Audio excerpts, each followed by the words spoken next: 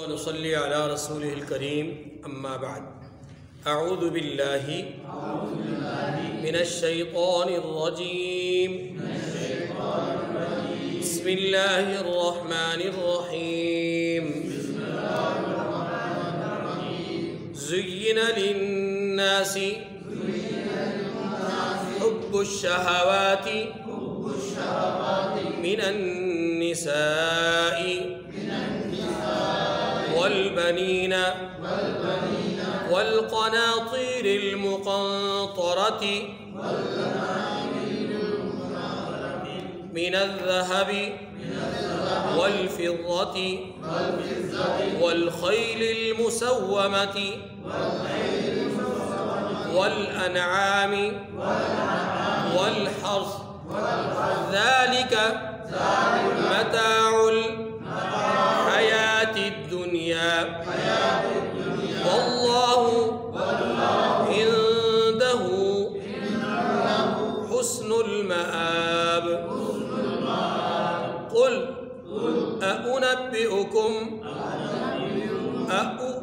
أنبئكم بخير من ذلكم للذين اتقوا عند ربهم جنات تجري من تحتها الأنهار خالدين فيها وأزواج مطهرة ورضوان من الله والله بصير بالعباد صدق الله العظيم۔ سورہ آل عمران کی 2 آیات کریمہ آیت نمبر 14 اور 15 ہم نے تلاوت کی ہے۔ ان آیات کریمہ سے پہلے اللہ تبارک و تعالی نے کفار سے متعلق خاص طور پہ نصارہ اور یہود سے متعلق یہ بات ارشاد فرمائی کہ انہیں ان کا مال آخرت میں نجات نہیں دے گا۔ اسی بات کو ایک اور انداز میں عمومی اصلاح کے طور پر امت مسلمہ کو متنبہ کرنے کے لیے تنبیہ فرماتے ہوئے یہاں 5 قسم کی چیزوں کو ذکر فرمایا کہ یہ 5 قسم کی چیزیں وہ ہیں کہ جو انسانوں کی ہلاکت، تباہی، بربادی کا سبب بن سکتی ہیں۔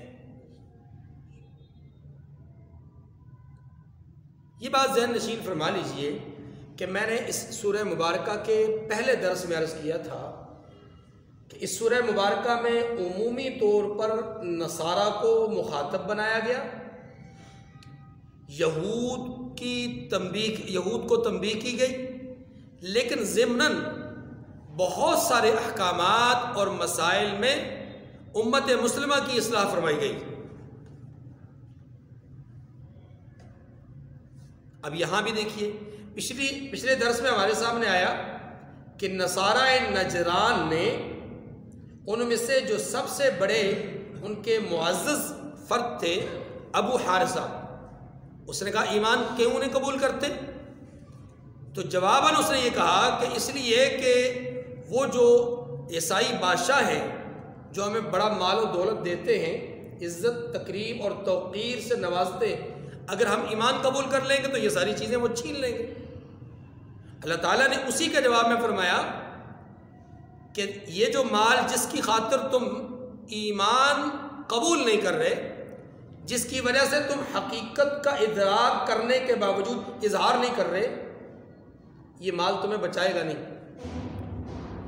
بنیادی طور پہ تو اصلاح ان کی ہوئی، لیکن ساتھ ہی اب یہ جو آیت کریمہ ہے آیت نمبر 14، اس میں اہل ایمان کو یہ بات سمجھائی گئی ضمناً کہ دیکھیے 5 قسم کی چیزیں ایسی ہیں جو آپ کو بھی ہلاک کر سکتی ہیں، تباہ کر سکتی ہیں، برباد کر سکتی ہیں۔ کیسے؟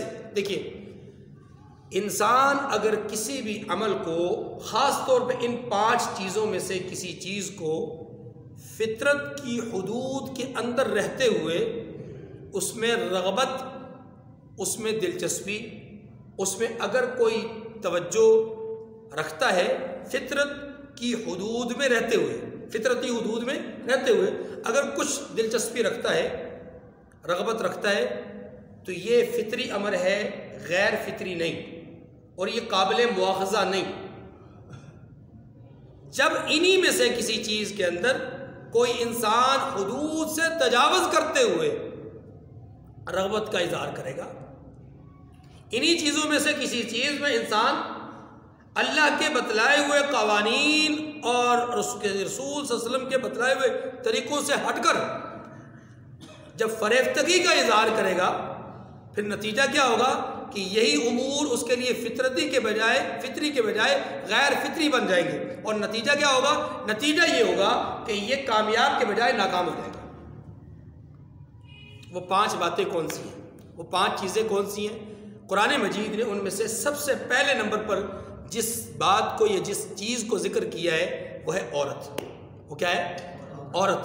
کہ عورت ایک ایسی چیز ہے، ایک ایسی اللہ کی مخلوق ہے، ایسی دنیا کا سامان ہے کہ اگر اس کے اندر رغبت، توجہ، دلچسپی اللہ کی بتائی ہوئی حدود کے مطابق ہو، رسول صلی اللہ علیہ وسلم کے بتلائے ہوئے طریقے کے مطابق ہو، تو یہی عورت انسان کے لیے دنیا میں ایک سامان جنت بن جاتی ہے۔ جیسا کہ رحمت دو عالم صلی اللہ علیہ وسلم نے ارشاد فرمایا کہ 3 چیزیں جس آدمی کو نصیب ہو جائیں وہ آدمی سعادت مند ہے۔ نمبر 1 عورت۔ کون سی عورت؟ المرأۃ الصالحہ، نیک عورت۔ دوسرے نمبر پر فرمایا وسیع اور کشادہ گھر۔ تیسرے نمبر پر آرام دہ سواری۔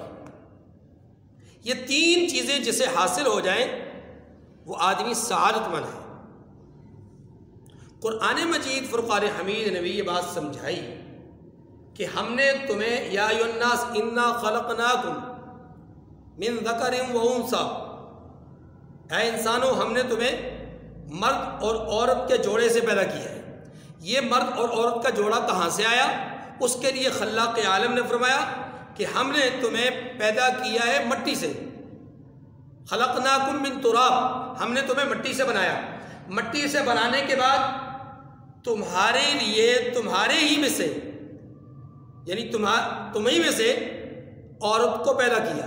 کیوں پیدا کیا؟ لتسکنوا الیہا، تاکہ تم اس کے ذریعے سے اپنی زندگی میں سکون پا سکو۔ تمہیں غم لاحق ہو تو تم اس کے ساتھ اپنے غم کو شیئر کر کے ہلکا کر دو غم کو۔ تمہیں پریشانی لاحق ہو تو تم اس پریشانی کو اپنے شریک حیات کے ساتھ شیئر کر کے اسے ہلکا کر دو۔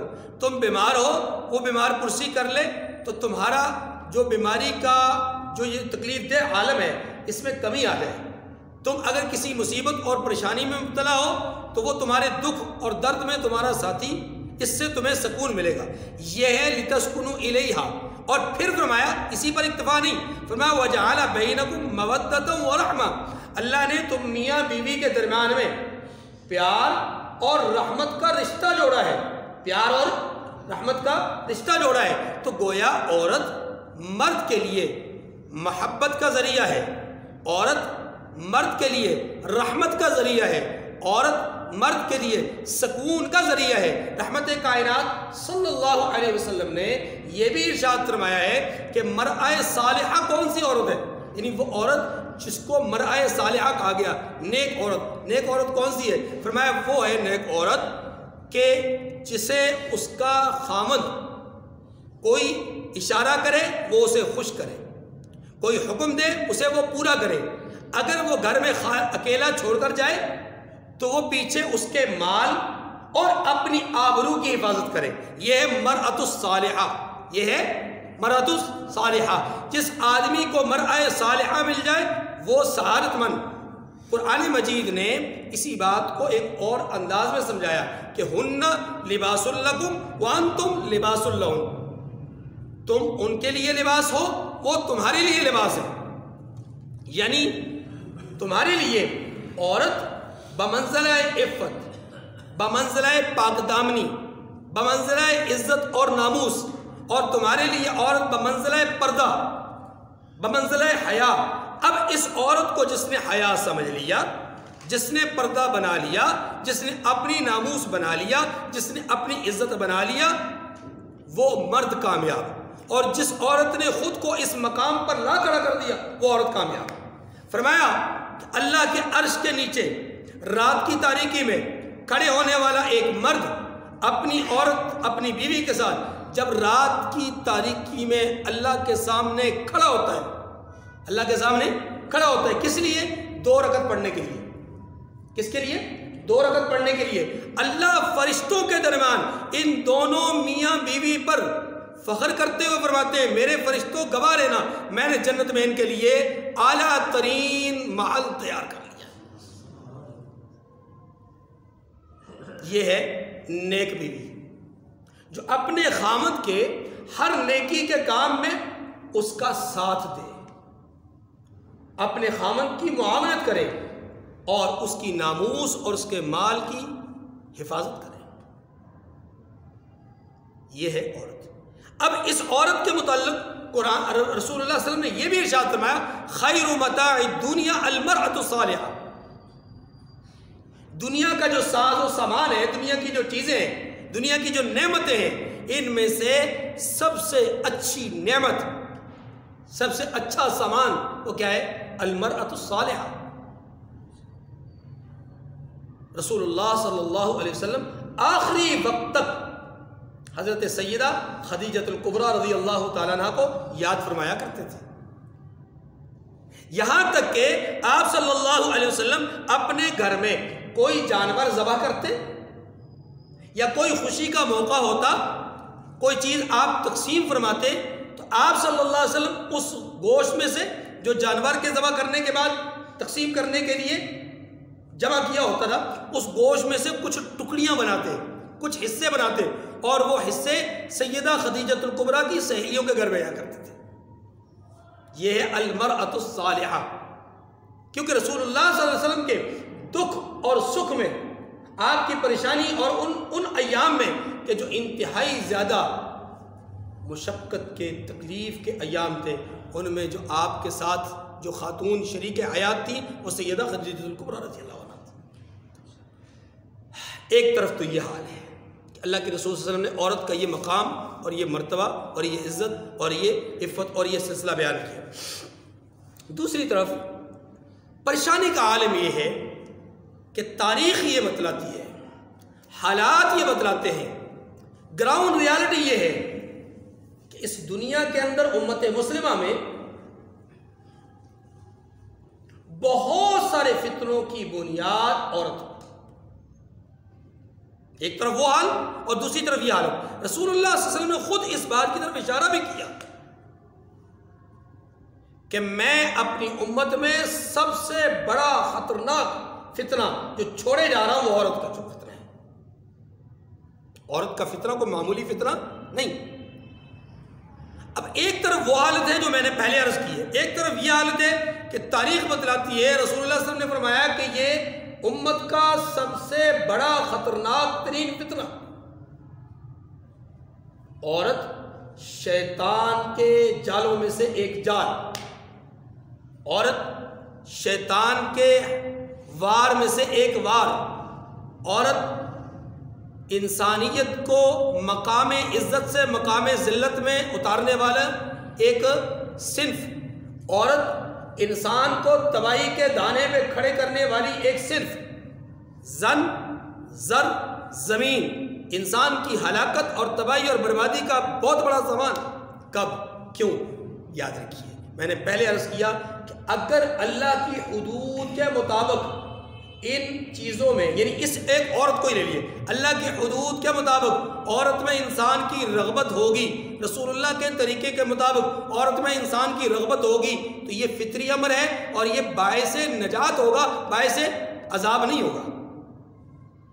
لیکن اگر یہی معاملہ عورت کے ساتھ غیر فطری ہو جائے، اللہ کی بتائے ہوئے حدود کو پامال کر کے ہو جائے، عورت کو بے پردہ کر کے، عورت کو عریاں بنا کر کے، عورت کو فحاش بنا کر کے، عورت کو برسر بازار لا کھڑا کر کے، عورت کے حسن کو لوگوں کے سامنے عیاں کر کے، عورت کے حسن کی نمائش کروا کر کے، عورت کے ذریعے سے دولت کما کر کے، چاہے وہ اشتہارات ہوں، چاہے وہ فلم ہو، چاہے وہ ڈرامے ہوں، چاہے وہ کوئی بھی چیز ہو، عورت کے ذریعے سے مال حاصل کرنا، عورت کو مال حاصل کرنے کا ذریعہ بنا کر کے، یاد رکھیے انسان فطری عمل نہیں کرے گا، غیر فطری عمل کرے گا، نتیجہ کیا ہوگا کہ یہ انسان ناکامی کے دروازوں کے اندر داخل ہو جائے گا،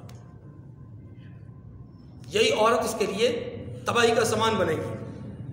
اسی لیے قرآن مجید نے کہا ہے کہ زُيِّنَ لِلنَّاسِ حُبُّ الشَّهَوَاتِ مِنَ النِّسَاءِ، انسان کی ہلاکت، تباہی اور بربادی کے جو اسباب ہیں ان میں سے پہلا سبب کیا ہے؟ عورت۔ پہلا سبب کیا ہے؟ عورت۔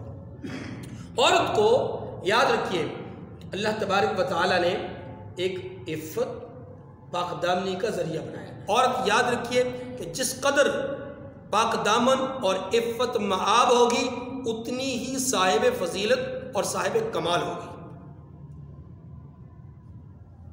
لیکن جب عورت بے پردگی کا مظاہرہ کرتی ہے، جب عورت تعلیم کی حدود سے آگے نکل کر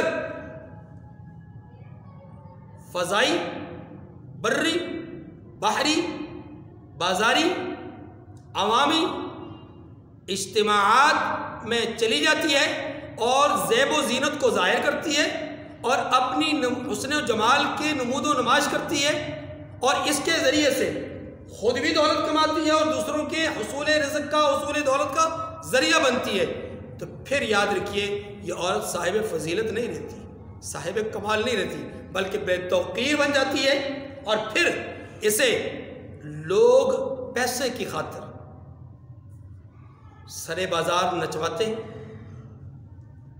اس کی عزت کو نیلام کرتے ہیں، اس کی عزت کو تار تار کرتے ہیں، پھر بے توقیری اور بے اکرامی اور بے احترامی کے مظاہرے ہوتے ہیں۔ اس کو آپ آسان لفظوں میں یوں سمجھ لیجئے کہ آپ راستے میں جا رہے ہیں، آپ کو کھانے کی کوئی چیز ضرورت ہے، اب دو جگہ ہیں جہاں پر آپ کی مطلوبہ چیز موجود ہے۔ ایک وہ جگہ ہے کہ جہاں پر کھانے والی چیز بالکل عریاں ہے، کسی چیز سے ڈھپی ہوئی نہیں، اور روڈ کے کنارے پر ہے،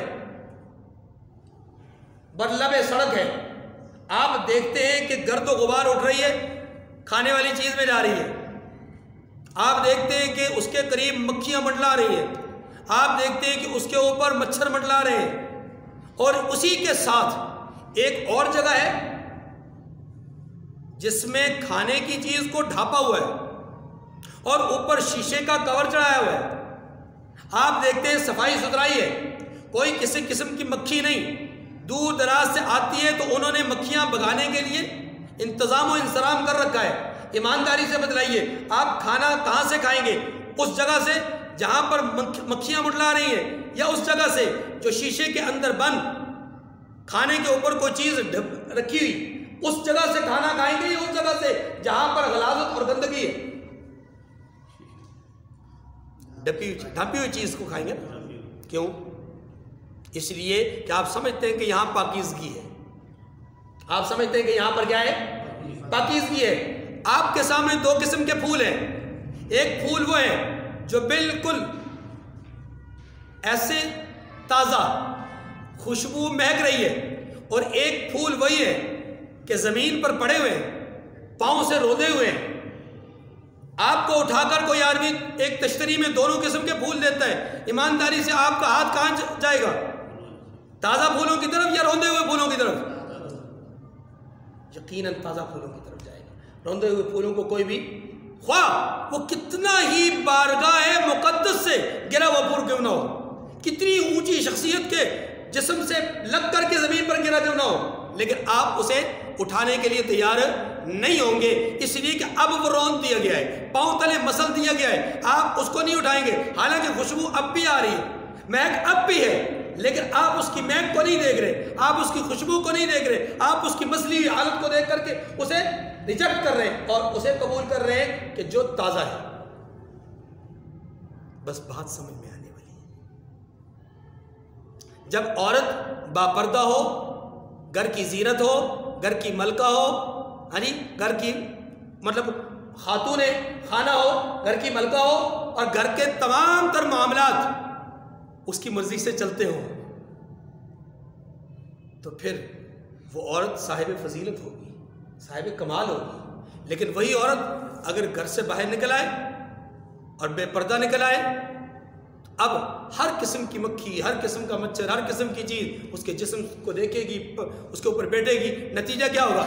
بے توقیر ہو جائے گی، بے اکرام ہو جائے گی، بے عزت ہو جائے گی، اس کی ناموس نہیں، اس کی حرمت نہیں رہے گی۔ بات سمجھ میں آگے کی نہیں آئی؟ اس لیے اللہ تبارک و تعالیٰ نے یہی بات سمجھائی ہے کہ یہی عورت جب تک عفت مآب ہے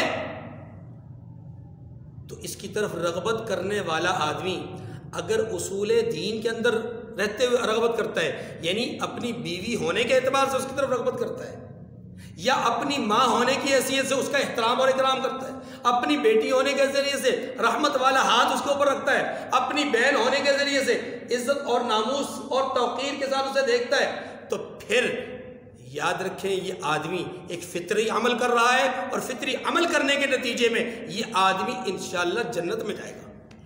لیکن اگر یہ آدمی ایک عورت کے ساتھ ماں جیسا سلوک نہیں کرتا، بہن جیسی عزت اور ناموس والا خیال نہیں کرتا، بیٹی جیسی رحمت والا، شفقت والا، پیار والا معاملہ نہیں کرتا، بیوی جیسی عزت اور ناموس والا معاملہ نہیں کرتا، بلکہ کیا کرتا ہے؟ خواہشات نفسانیہ کی تکمیل کے لیے عورت کو استعمال کرتا ہے ٹیشو پیپر کی طرح، عورت کو استعمال کرتا ہے چند ٹکوں کے لیے، عورت کو استعمال کرتا ہے چند لمحات کے لیے، پھر کیا ہوگا؟ پھر یہ ہوگا کہ اس آدمی نے چونکہ حدود دین کی اتباع نہیں کی، رسول اکرم صلی اللہ علیہ وسلم کی سنت اور آپ کے بتائے ہوئے طریقے کی اتباع نہیں کی، نتیجہ یہ ہوگا کہ یہ آدمی گمراہ ہو جائے گا۔ یہ آدمی کیا ہو جائے گا؟ گمراہ ہو جائے گا۔ اس کے لیے فرمایا گیا زُيِّنَ لِلنَّاسِ، لوگوں کے لیے مزین کر دیا گیا ہے، لوگوں کے لیے کیا کر دیا گیا ہے؟ مزین کر دیا گیا ہے۔ کس بات کو؟ حب الشہوات، خواہشات نفسانیہ کی محبت کو۔ اب وہ خواہشات نفسانیہ کی محبتوں میں سے پہلی محبت کس میں سے؟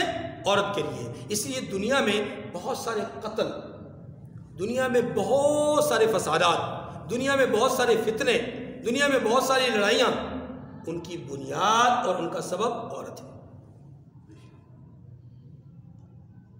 اس دنیا میں سب سے پہلا قتل کس کے سبب؟ عورت کے سبب۔ اس دنیا میں پہلی لڑائی کس کے سبب؟ عورت کے سبب۔ اس دنیا میں پہلا دو رشتہ داروں کے درمیان، نسبی رشتہ داروں کے درمیان جو تعلق داری کے اندر قطع رحمی ہوئی، وہ کس کے سبب؟ عورت کے سبب۔ دنیا میں جو جھوٹ کی ابتدا ہوتی ہے، اس ابتدا میں ایک بنیاد بننے والی عورت ہے، کہ شیطان عورت کو ہی پھسلاتا ہے، عورت کو ہی پھسلاتا ہے، اور نتیجے میں عورت پھسل جاتی ہے، اور پھر وہ آگے انسانیت کے بہکنے کا اور انسانیت کے ذلت کا، یعنی انسان کے پھسلنے کا جو ہے وہ ایک ذریعہ بن جاتا ہے۔ اس لیے یاد رکھیے کہ حدود شرع کا لحاظ رکھیں گے تو عورت باعث ذلت نہیں، یہ پھر سر کا تاج، پھر محور محبت، پھر رغبت کا باعث، پھر زینت دنیا، زینت آخرت، انسان کی کامیابی کا، انسان کی کامیابی کا ایک بہت بڑا راز، بڑے بڑے کامیاب انسانوں کے پیچھے عورتوں کا ہاتھ، ایک اچھے کامیاب انسان کے پیچھے ایک عورت کا ہاتھ۔ کیوں؟ اس لیے کہ عورت گھر کی ملکہ ہوتی ہے، وہ اپنے خامد کو پریشان نہیں رہنے دیتی، نہ اس کے دین کے معاملے میں، نہ اس کے دنیا کے معاملے میں۔ اس لیے کامیاب مرد کے پیچھے عورت کا ہاتھ ہونے کا مطلب ہی یہ ہے کہ وہ اس کے لیے ایسی شریک حیات بنتی ہے کہ ہر مقام پر اس کا ساتھ دینے والی ہوتی ہے۔ نمبر 2 پہ. دوسرے نمبر پر فرمایا والبنین، اولاد. دوسرا سبب انسانیت کی تباہی اور بربادی کا کیا ہے؟ امکانی سبب، وہ ہے اولاد. دیکھیے اولاد کے ساتھ اگر محبت، اولاد کی طرف رغبت اور اولاد کی طرف اگر انس فطری طریقے سے ہو، رسول اللہ صلی اللہ علیہ وسلم کے طریقے پر، اللہ کے حکم کے مطابق ہو. کیا مطلب یہ کہ اولاد کے ساتھ اتنی محبت کی جائے جتنی رب کا حکم ہے، جتنا رسول صلی اللہ علیہ وسلم کا طریقہ ہے، تو پھر تو ٹھیک. لیکن اگر اولاد غلط طرف جائے اور ہم اس کو سپورٹ کر رہے ہوں تو یہ اولاد کے ساتھ فطری محبت نہیں، غیر فطری محبت ہے. اولاد غلط قدم اٹھائے اور ہم اس کو بجائے اس کے کہ سرزنش کریں، بجائے اس کے کہ ہم اس کو سمجھائیں، بجائے اس کے کہ ہم اس کی تربیت کریں، ہم کیا کریں؟ ہم اس کے برعکس ہم اس کو ہلہ شیری دیں، اس کی حوصلہ افزائی کریں، اس کو تھپکی دیں اور اس کو شاباشی دیں اور اس کی اس انداز میں حوصلہ افزائی کریں کہ وہ یہ سمجھے کہ میرے اس عمل سے گھر پہ کوئی بوجھ نہیں آیا، میرے اس عمل سے گھر میں کوئی کوحرام نہیں بچا، میرے اس عمل کی وجہ سے میرے والدین پر کوئی اثر نہیں پڑا. تو نتیجہ کیا ہوگا کہ یہ غیر فطری محبت اس مرد کو جو کہ والد ہے تباہ و برباد کر دے گی، اور یہی اولاد اس کے لیے فتنے کا سامان بن جائے گی. جیسا کہ قرآن مجید نے کہا ہے انما اموالکم واولادکم فتنہ، تمہارا مال اور تمہاری اولادیں تمہارے لیے کیا ہے؟ فتنہ ہے. لیکن یاد رکھیے ہر اولاد فتنہ نہیں ہوتی، ہر اولاد فتنہ. بہت ساری اولادیں ایسی ہوتی ہیں، بہت سارے لوگوں کی اولاد ایسی ہوتی ہے کہ وہ ان کی نیک نامی کا سبب بنتی ہے. آپ نے سنا ہوگا کہ 3 قسم کے الفاظ استعمال کیے جاتے ہیں، سپوت، پوت، کپوت. 3 لفظ استعمال ہوتے ہیں. سپوت کس کو کہتے ہیں؟ اس اولاد کو کہتے ہیں جس کے عمل صالح کی وجہ سے، جس کے کردار اور سیرت کی وجہ سے، جس کے گفتار اور اعمال و افعال کی وجہ سے، جس کی نیک نامی اور شہرہ آفاقی کی وجہ سے اس کے والدین کا نام اونچا ہو. حالانکہ والدین کو کوئی نہیں جانتا تھا. کون جانتا تھا علامہ محمد اقبال کے والدین کا کیا مقام ہے، کیا مرتبہ ہے، کیا رتبہ ہے؟ لیکن آج اگر علامہ محمد اقبال کے نام کو اگر کوئی جانتا ہے، ان کے والدین کے نام کو کوئی جانتا ہے، تو صرف علامہ اقبال کی وجہ سے جانتا ہے. یہ اولاد اپنے والدین کے لیے سپوت ہوتی ہے. یہ اولاد اپنے والدین کے لیے کیا ہوتی ہے؟ جو قوم کا فرد، نوجوان، بوڑھا، بزرگ، مرد، عورت قوم کے لیے غیرت کی وجہ سے، قوم کی حفاظت کی وجہ سے، قوم کا نام اونچا کرنے کی وجہ سے، قوم سے مراد اپنے ملک، اپنی شان، اپنی برادری، اپنی امت، اپنی ملت کے نام کو روشن کرنے کی وجہ سے، شاعر دین کے کو بلند کرنے کی وجہ سے اپنی جان نچھاور کر دے، اس آدمی کو قوم کا بیٹا کہا جاتا ہے. اور عام بیٹا نہیں، سپوت کہا جاتا ہے کہ یہ ہماری قوم کا سپوت ہے. کیا ہے؟ یہ ہمارے ملک و ملت کا سپوت ہے.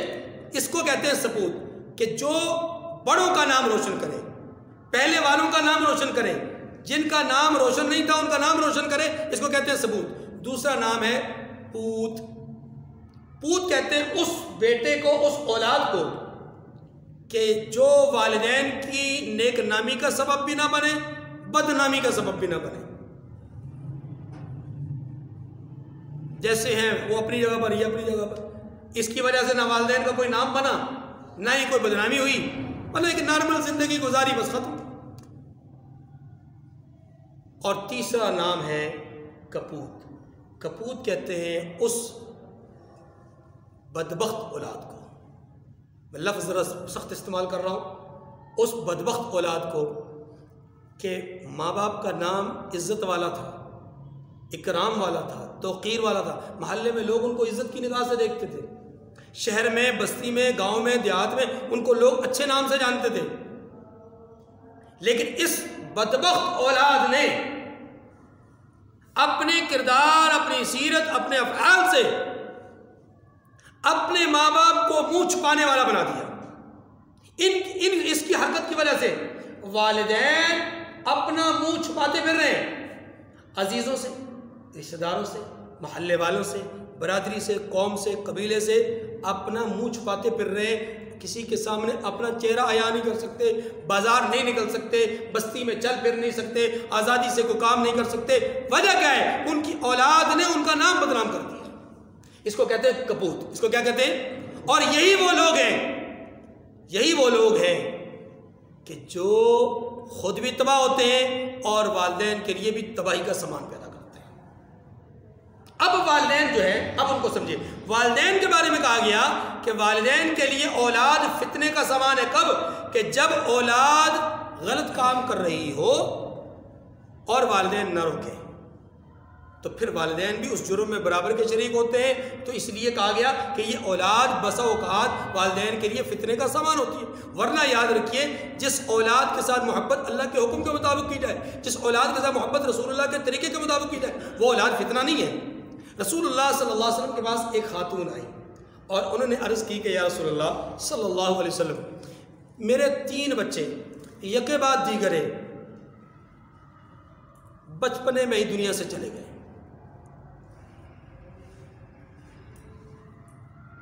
بچپنے میں ہی دنیا سے، یعنی جوانی کی دہلیز میں قدم نہیں رکھا، بالغ نہیں ہوئے، کم عمری میں ہی چلے گئے۔ تو اللہ کے رسول صلی اللہ علیہ وسلم نے اس عورت کو کہا کہ پھر تو تم نے اپنے لیے جنت کا ایک زبردست سامان تیار کر لیا۔ جنت کا ایک زبردست سامان۔ ایک اور روایت میں آتا ہے کہ قیامت کے دن اللہ تبارک و تعالیٰ کے سامنے وہ معصوم بچے جو بچپنے کی حالت میں دنیا سے چلے گئے، یہ اپنے مسلمان والدین کے لیے، کون سے والدین کے لیے؟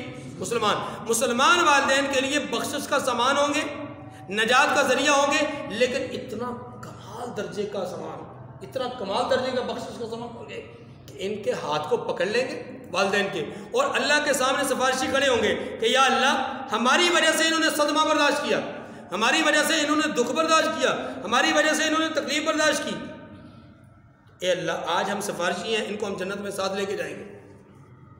اس وقت تک ہم ان کا ہاتھ نہیں چھوڑیں گے جب تک کہ یہ جنت میں ہمارے ساتھ نہ چلے جائیں۔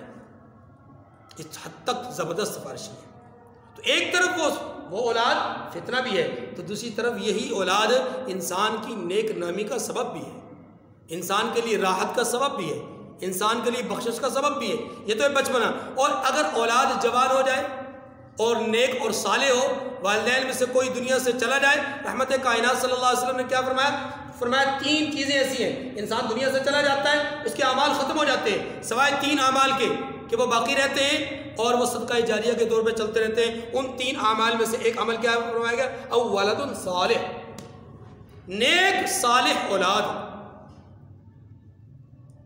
نماز پڑھی، دعا مانگی، یا اللہ میرے والدین کی مغفرت، چلتے پھرتے جہاں خیال آیا رب ارحمہما کما ربیانی صغیرا، اپنی اولاد نے تھوڑا سا ستایا، فوراً ماں باپ کا خیال آ گیا کہ ماں باپ کو ہم نے بھی تو ستایا ہوگا، فوراً کہا رب ارحمہما کما ربیانی صغیرا۔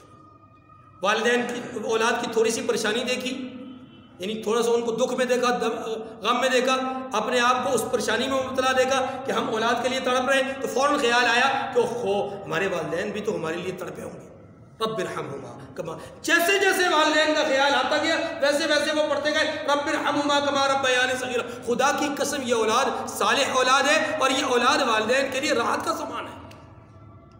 اور ایسی ہی اولاد والدین کو ان کی زندگی میں راحت بھی پہنچاتے ہیں اور ان کے مرنے کے بعد بھی راحت کا سامان دیتے رہتے ہیں۔ اور ہم نے ایسی اولاد بھی دیکھی ہے کہ زندگی بھر والدین کے لیے تکلیف کا سامان ہے، زندگی بھر والدین کے لیے مشقت کا اور اذیت کا اور رسوائی کا سامان ہے، اور جب والدین میں سے کوئی دنیا سے چلا جاتا ہے تو ایک لمبے چوڑے حال میں فروٹ، طرح طرح کا سامان، طرح طرح کی چیزیں، کیا ہے جی ماں جی کو یہ پسند تھا، ابا جی کو یہ پسند، بھائی ابا جی کو دنیا میں پسند تھا آپ نے کبھی دیا نہیں، ماں جی کو دنیا میں پسند تھا آپ نے کبھی دیا نہیں، بلکہ جو ان کے پاس تھا اسے بھی چھیننے کی کوشش کی۔ آپ نے تو باپ کے سر پہ بندوق رکھ کے کہا تھا میرا حق مجھے دو ورنہ نہیں تو تمہیں گولی مار دوں گا۔ آپ تو باپ سے لڑ اس لیے رہے تھے کہ آپ نے مجھے تھوڑا حصہ دیا، دوسرے بھائی کو زیادہ حصہ دیا۔ آپ تو والدین سے دنیا میں جھگڑے اسی لیے رہے کہ آپ میری بیوی کی عزت نہیں کرتے تو میں آپ کی عزت کیوں کروں گا۔ آپ نے بیوی کے وجہ سے ماں باپ کو چھوڑ دیا تھا، آپ نے اپنے سسرال کی وجہ سے ماں باپ کی بے توقیری کی تھی، اب جب دنیا سے ماں یا والد دنیا سے جاتے ہیں تو آپ کہتے ہیں جی مجھے بڑی محبت تھی، سب کچھ میری ماں باپ کی دعاؤں کا نتیجہ ہے اور یہ ہے اور وہ ہے۔ اب مرنے کے بعد آپ ان کے لیے اچھے خیالات کر رہے ہیں تو وہ تو محلے والے بھی رکھتے ہیں، اچھے خیالات تو محلے والوں کے بھی ہیں، یاد رکھیے کبھی بھی مرنے والے کو محلے والے بھی برے الفاظ میں نہیں یاد کرتے، تو اگر آپ نے اچھے الفاظ میں یاد کر لیے تو کون سا کمال کر دیا۔ کمال تو یہ تھا کہ آپ ان کی زندگی میں آپ ان کے پاؤں دو دو کر کے پیتے، تو یہ کمال تھا۔ جس ماں کے قدموں تلے جنت تھی، آپ نے اس ماں کو اپنی بیوی کے لیے چھوڑ دیا، اس ماں کے ساتھ آپ بیوی کے لیے جھگڑتے رہے، اس ماں کے ساتھ آپ نے اپنی ساس صاحبہ کی وجہ سے لڑائی جھگڑے کیے، اور آج آپ کہتے ہیں ماں دنیا میں موجود نہیں، ماں میری جنت تھی، ماں کے بغیر گھر سونا سونا لگتا ہے، یہ لگتا ہے۔ جب وہ دنیا میں تھی تو آپ کے لیے کون سا جو ہے وہ جنت کا سامان تھا؟ آپ کے لیے تو وہ بھی اس وقت بھی جب آگ اور دوزخ بنا ہوا تھا بقول آپ کے، آپ تو وہاں سے بھاگنے کے چکر میں تھے۔ اس لیے بھیا عزت اور ذلت اسی میں ہوتی ہے، عزت اس میں کہ انسان اللہ کے فیصلوں کے مطابق زندگی گزارے، ذلت اس میں ہے کہ اللہ کے فیصلوں کو چھوڑ دے۔ بس دو چیزیں۔ تیسری چیز فرمایا گیا والقناطیر المقنطرہ، مال اور دولت کا ڈھیر۔ القناطیر اصل میں پہلے سمجھیے کس کو کہتے ہیں۔ عربی کے اندر قناطیر اس ڈھیر کو کہتے ہیں، درہم یا دینار کے اس ڈھیر کو کہتے ہیں، درہم کے خاص طور پہ، کہ جس میں دراہم کی تعداد 1,00,000 کے قریب ہو، 1,00,000 درہم ہو اور ان کا ڈھیر لگا ہو۔ پرانے زمانے میں سکے ہوتے تھے اشرفیہ، تو وہ 1,00,000 سکوں کی ڈھیری لگی ہو، اس ڈھیری کو قناطیر کہتے تھے۔ اس کو کیا کہتے تھے؟ اصل میں قناطیر کا بنیادی معنی ہے ڈھیر، تو دراہم کا ڈھیر ہو تو اس کو قناطیر کہتے ہیں۔ اب یاد سمجھیے اس سے مراد کیا ہے؟ اس سے مراد ہے مال کی کثرت، مال کی، کہ بہت سارے لوگ ایسے ہیں کہ جن کے لیے ان کے مال کی کثرت تباہی کا سامان ہے، لیکن یاد رکھیے سب کے لیے نہیں ہے، سب کے لیے یہ پہلے نمبر پہ اس بات کو ذہن میں رکھ لیں کہ یہ ہر آدمی کے لیے فتنہ نہیں ہے، ہر آدمی کی تباہی کا سبب نہیں ہے، ہر آدمی کے لیے یہ تباہی کا ذریعہ نہیں ہے۔ اس آدمی کے لیے ہے جس نے غیر فطری رغبت کا مظاہرہ کیا، جس نے فطری رغبت کا مظاہرہ کیا اس کے لیے تباہی نہیں ہے۔ مثلا حضرت عبد الرحمن ابن عوف رضی اللہ تعالیٰ عنہ، ایسے ایک قناطیر نہیں کئی قناطیر ان کے پاس موجود تھے۔ عبداللہ ابن زبیر کے والد رضی اللہ تعالیٰ عنہ حضرت زبیر، ان کے پاس بڑا مال تھا اور کئی شہروں میں ان کا مال تھا۔ خود حضرت عبداللہ کہتے ہیں کہ جب دنیا سے ابا جی تشریف لے گئے تو اس سے پہلے ہم پریشان ہوتے تھے کہ پتہ نہیں اتنا قرض ہے تو کیسے اتارا جائے گا۔ جب ابا جی کا انتقال ہوا تو پتہ چلا کہ ان کا فلاں جگہ پہ اتنا مال، فلاں جگہ پہ اتنا مال، فلاں جگہ پہ اتنا مال، فلاں جگہ پہ اتنا مال، وہ سارا کچھ جب جمع کیا گیا قرض ادا کر کے بھی ہمیں لاکھوں کروڑوں میں مل گیا وراثت میں۔ حضرت عثمان ابن عفان رضی اللہ تعالیٰ عنہ، ما ضر عثمان ما عمل بعد اليوم، آج کے بعد عثمان کو ان کا کوئی عمل نقصان نہیں پہنچائے گا۔ یہ کیا تھا؟ 1000 دینار رسول اللہ صلی اللہ علیہ وسلم کے قدم پر جب انہوں نے نشاور کیے غزوہ تبوک کے موقع پر، تو اللہ کے رسول نے فرمایا آج کے بعد عثمان کو ان کا کوئی عمل نقصان نہیں ہے۔ تو معلوم یہ ہوا کہ ہر آدمی کے لیے مال تباہی کا سامان نہیں ہے، تباہی کا سامان اس آدمی کے لیے ہے، عورت ہو، اولاد ہو، مال ہو، ہاں جی اس طریقے سے مویشی ہو یا کھیتی ہو، 5 چیزیں 5 قسم کی جو چیز، یہ اس آدمی کے لیے تباہی کا سامان ہے جس نے ان چیزوں کے ساتھ ایسی محبت کی کہ اس محبت کی وجہ سے اللہ کے حکم کو پس پش ڈال دیا، رسول اللہ کے طریقے کو پس پش ڈال دیا، اپنے فرائض منصبی سے سبکدوش نہیں ہوا، فرائض منصبی کو اس نے چھوڑ دیا اور ان چیزوں کی محبت میں لگ گیا، تو یہ آدمی غافل ہو گیا اللہ سے، لہٰذا اس آدمی کے لیے یہ چیزیں تباہی اور بربادی کا سبب۔ ورنہ جنہوں نے ان چیزوں کو اللہ کے حکم کے مطابق رغبت کا مظاہرہ کیا ان کے لیے تباہی نہیں ہے۔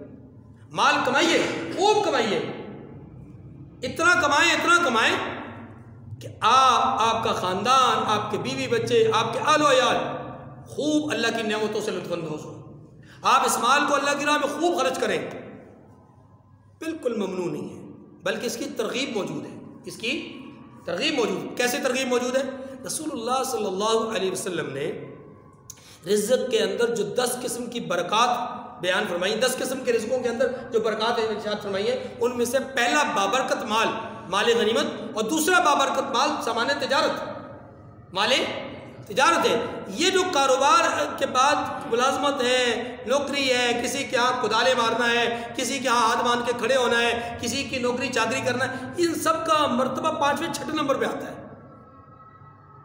بات مانگی کہ نہیں؟ اب اس لحاظ سے اگر ہم دیکھیں تو ہمیں پتہ چلتا ہے کہ اس کا مطلب مال جمع کرنا شریعت میں کوئی ممنوع نہیں ہے۔ ممنوع تب ہے کہ الذی جمع مالا وعددا، کب ممنوع ہے؟ یحسب ان مالہ اخلدا، جب گمان یہ ہو کہ میرا مال مجھے بچائے گا، جب ذہن یہ ہو کہ مال ہی سامان نجات ہے، دنیا اور آخرت میں بخشش کا سامان ہے، دنیا اور آخرت میں کامیابی کی دلیل ہے، جب مال ہی کو سب کچھ سمجھا جائے، پھر فرمایا گیا کہ یہ مال اس کے لیے حلوعا، یہ اس کے لیے کیا ہے، جو تباہی اور بربادی کا سامان بن گیا ہے، کیونکہ یہ مال میں حریص ہو گیا۔ ورنہ یاد رکھیے، مال کی محبت کس میں نہیں ہے؟ ہر ایک میں ہے۔ عورت کی محبت کس میں نہیں ہے؟ ہر ایک میں ہے۔ اولاد کی محبت کس میں نہیں ہے؟ ہر ایک میں ہے۔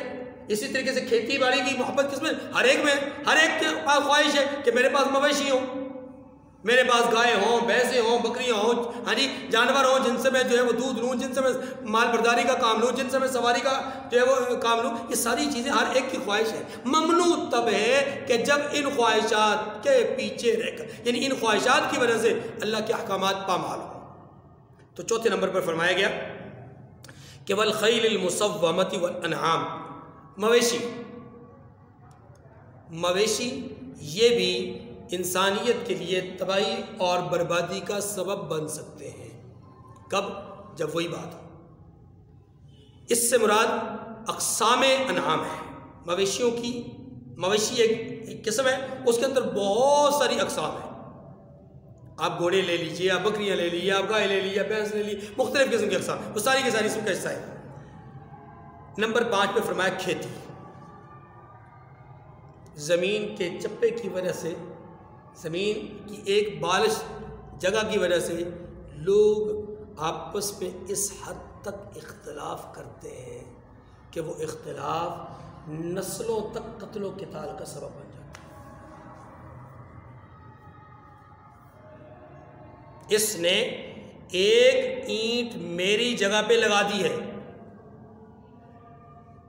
اور آج تو المیہ یہ ہے کہ کھیتی کے اندر زمین کا ہر ٹکڑا آ جاتا ہے، چاہے وہ گھر کا ہو، چاہے وہ کمرشل ہو، یعنی دکانیں وغیرہ ہو، مارکیٹ ہو، چاہے وہ برائے سیل جو ہے وہ پلاٹ ہو، کوئی بھی چیز ہو، چاہے زرعی زمین، سارا کا سارا کھیتی کے اندر آتا ہے۔ دیکھیے آج ایک بہت بڑا المیہ ہے، خاص طور پہ شہروں میں، وہ کیا ہے؟ لوگ مکان بناتے ہیں۔ نمبر 1، اکثر آپ دیکھیں یہاں سے نکل جائیں، ادھر کو نکل جائیں، ادھر کو نکل جائیں، ادھر کو نکل جائیں، ادھر کو نکل جائیں، آپ اکثر دیکھیں گے لوگوں نے اپنی حدود سے باہر اپنے گھر کا گیٹ لگایا ہوا ہے۔ گھر کا گیٹ بالعموم حدود سے باہر ہوتا ہے، یہ حدود ہے، اس حدود سے باہر گھر کا گیٹ ہوگا۔ آپ دیکھیں گے باقی دیواریں پیچھے، گیٹ کا حصہ باہر ہے۔ بہت بڑے بڑے نمازی، ہاں جی، دیندار۔ دوسرا المیہ اس میں وہ کیا ہے کہ اپنے گھر کو اونچا کر کے گلی سے اپنے گھر کے باہر جگہ کو اتنا اونچا بنا دیا جاتا ہے کہ گلی کا یا روڈ کا جو توازن ہے وہ بگڑ جاتا ہے۔ بارش یا کوئی اس طرح کے معاملات ہوتے ہیں تو نتیجہ کیا ہوتا ہے؟ پانی کا رخ دوسروں کے گھروں کے باہر ہوتا ہے، اور ان صاحب کا گھر اونچی جگہ پہ ہوتا ہے، اس لیے وہ محفوظ ہوتا ہے۔ یہ بھی دوسروں کی زمین پہ یا دوسری جگہ پہ ناجائز قبضے کی ایک نشانی۔ نمبر 3، یہ گھر بنانے کا سمپل ایک بات پہ غور کر رہا ہوں کہ گھر بنا رہے اور اس میں دیکھیں کیا کیا خرابیاں کرتے ہیں۔ گھر بنا رہے، تیسرے نمبر پر ایک اور بربادی، اور وہ یہ کہ یہ زمین کا حصہ ہے، پہلی منزل یہاں تک، دوسری منزل اوپر سے 3 فٹ باہر، دوسری منزل 3 فٹ باہر۔ وہ جو 3 فٹ باہر نکال دی گئی، کس قانون، کس قاعدے، کس ضابطے کے تحت نکالی گئی ہے نا؟ کیا یہ بھی زمین پہ قبضہ نہیں؟ اس سے اوپر والی منزل پہ شاید 1-2 فٹ مزید بڑھا دیا جاتا ہے. کیا ہوتا ہے جی؟ ہمارے گھر کی چھت بڑی ہو گئی ہے. کیسے بڑی ہوئی ہے؟ دوسروں کا حق تلف کر کے، دوسروں کے حق پہ قبضہ کر کے. آپ نے اپنے گھر کی چھت کو بڑا تو کر دیا ہے، لیکن کہیں خدا نہ خواستہ کل کو یہی چھت بڑے وسیع و عریض جہنم میں نہ لے جائے کہ جس کا پیٹ نہیں بلتا، جس کا پیٹ، جیسے میری اور آپ کی حرص اور لالچ آج ختم نہیں ہوتی زمین لینے میں، تو ایسے ہی جہنم کی آگ، جہنم کا پیٹ نہیں بھرتا. حل من مزید، قرآن پاک کہتا ہے کہ جہنم قیامت کے دن پکار کر کے گئے گی، اللہ تیرے بندوں میں سے اور بھی کوئی بندے ہیں کہ جو میرے دامن میں آ سکیں. حل من مزید، مجھے تو اور کی بھی ضرورت ہے، میں مزید کی طلبگار ہوں، اور بھی چاہتی ہوں، خواہش رکھتی ہوں. اس لیے ہمیں احتیاط کرنی چاہیے. یہ 3 بربادیاں، 3 خرابیاں میں نے ذکر کی ہیں. اور چوتھے نمبر پر آج کے اس دور میں شہری ماحول کے اندر چوتھی خرابی، اور وہ کیا ہوتی ہے کہ اپنے گھر کے فضلہ جات، سمجھ رہے ہیں نا، گٹر سسٹم، نہیں گٹر سسٹم، جی میں کوڑے سسٹم کی بات نہیں کر رہا، گٹر سسٹم کی بات کر رہا ہوں. گٹر سسٹم کو اپنے گھر میں کھودنے کے بجائے، گٹر اپنے گھر میں کھودنے کے بجائے سب سے بڑا ظلم یہ ہے کہ گلی کے اندر کھودا جاتا ہے. آئیے دیکھیں، زُيِّنَ لِلنَّاسِ حُبُّ الشَّهَوَاتِ مِنَ النِّسَاءِ وَالْبَنِينَ وَالْقَنَاطِيرِ الْمُقَنطَرَةِ مِنَ الذَّهَبِ وَالْفِضَّةِ وَالْخَيْلِ الْمُسَوَّمَةِ وَالْأَنْعَامِ وَالْحَرْثِ. یہ آخری بات جو تھی جو میں نے کی ہے گھر کی بناوٹ کے حوالے سے، بڑی کڑوی تھی. ہاں جی، بہت سارے لوگوں کے لیے تکلیف دہ ہوگی، لیکن برداشت کرنا ہوگا اس کو. فرمایا لوگوں کو ان کی خواہشوں کی چیزیں، یعنی عورتیں اور بیٹے اور سونے اور چاندی کے بڑے بڑے ڈھیر اور نشان لگے ہوئے گھوڑے اور مویشی اور کھیتی بڑی زینت دار معلوم ہوتی ہے. لوگوں کو یہ چیزیں کیا ہوتی ہیں؟ بڑی زینت دار معلوم ہوتی ہے، مگر یہ سب دنیا ہی کی زندگی کے سامان ہیں. واللہ عندہ حسن المآب، اور اللہ کے پاس بہت اچھا ٹھکانہ ہے. کس کے لیے؟ اس کے لیے جنہوں نے اس کو صرف اور صرف زینت کی حد تک رکھا، ان کو اپنے اوپر سوار نہیں کیا، ان کے لیے اللہ کے حکم کو، رسول کے طریقے کو نہیں چھوڑا. اب حضرت عمر رضی اللہ عنہ کو سنیے اور اگلی آیت کو پڑھ لیتے ہیں.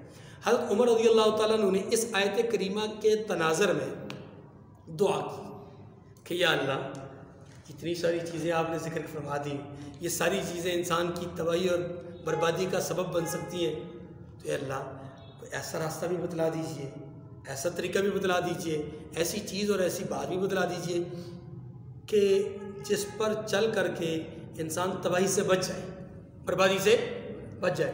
اللہ تبارک و تعالیٰ نے یہ اگلی آیت کریمہ اتاری. فرمایا قل، محبوب صلی اللہ علیہ وسلم آپ کہہ دیجئے، عمومی طور پہ لوگوں کو کہہ دیجئے، اُنَبِّئُكُم بِخَيْرٍ مِّن ذَلِكُم، کیا